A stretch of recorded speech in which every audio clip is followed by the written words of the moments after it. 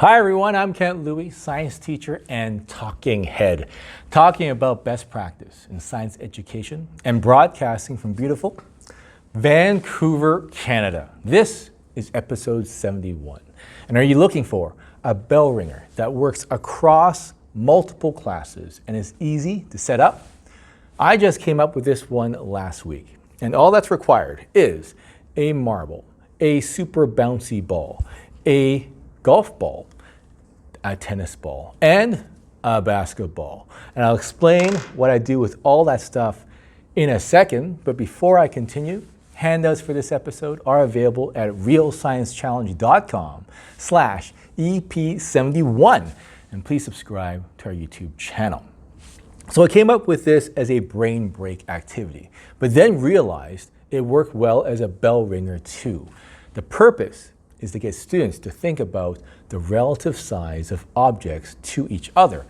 Now I think this is like a skill that's lost because we look at pictures of objects all the time on a page, in a textbook, or online.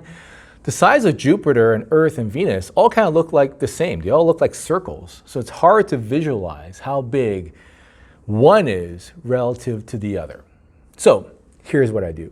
First, I place a marble, a super bouncy ball, a golf ball, a tennis ball, side by side, one after another. Then I ask, if the tennis ball is the Earth, which object would be the moon? I give them 30 seconds to discuss with their partners, and then I field guesses. How many students said golf ball? How many said super bouncy ball? How many said marble? The answer? Well, the diameter of Earth is 4 times larger than that of the moon. The diameter of a tennis ball is about 6 centimeters. And well, the marble is 1.5 centimeters. Thus, if a tennis ball is the Earth, then the moon would be a marble. Next, I reset the objects, kind of like what you see back there. I bring out a basketball this time, and I ask, if the basketball is Jupiter, then which ball is the Earth? Again, give 30 seconds for discussion and repeat. How many said golf ball? How many said marble? The answer? The diameter of Jupiter is 11 times larger than that of Earth. So a basketball is about 24 centimeters across, and a super bouncy ball is about 2 centimeters across. So the super bouncy ball would be Earth if Jupiter is a basketball. Finally, I ask students in high school this: if the marble was an electron, what would a proton be? Again, 30 seconds to discuss and then field guesses. The answer: truth is, it's hard to define the actual radius of an electron. So instead of looking at the radius, we can look at the relative mass. A marble is about 6.5 grams.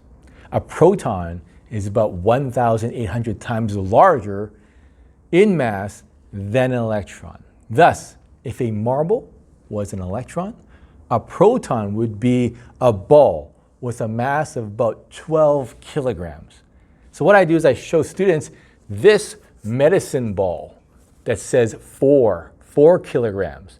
And then I say that a proton would be like a medicine ball or like a bowling ball, which is about the same size, but with a number 12 on the side, which represents 12 kilograms. And this is the reason why an electron is not included in an element's mass number. Because like helium, for example, would have 2 protons and 2 neutrons. Basically like 4 of these bowling balls. You know, adding 2 electrons, 2 marbles to this isn't going to make much difference to the mass, hence the mass number. Now you can try this with your students. My students all had a blast trying to look at these things and figuring it out. That's it for this episode. Please smash the like or subscribe button or leave a comment below. And handouts once again are realsciencechallenge.com/EP71. Thanks for watching, and let's talk science education again soon.